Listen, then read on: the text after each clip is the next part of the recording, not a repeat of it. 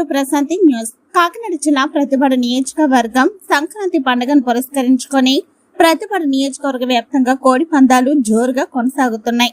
కోడి పందాలలో భాగంగా ప్రతిపాడు మండలంలో గజ్జనపూడి, సరపవరం గ్రామాల మధ్య నిర్వహించిన కోడి పందాలు ప్రత్యేక ఆకర్షణగా నిలిచాయి.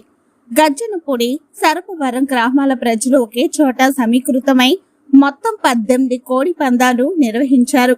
నిబంధనల ప్రకారం 10 పందాలు గెలిచిన వారికి బహుమతిగా పల్సర్ బైక్ ఇస్తామని పందపు రాయల్లో ఒప్పందం కుదుర్చుకున్నారు. ఉదయం నుండి మధ్యాహ్నం వరకు కొనసాగిన కోడి పందాల పోరాటాల్లో 2 గ్రామాల కోళ్లు పరస్పరం పోటీ పడ్డాయి. ప్రతి పందెం రసవత్తరంగా సాగడంతో చుట్టుపక్కల గ్రామాల నుండి కూడా పెద్ద సంఖ్యలో ప్రేక్షకులు తరలివచ్చారు.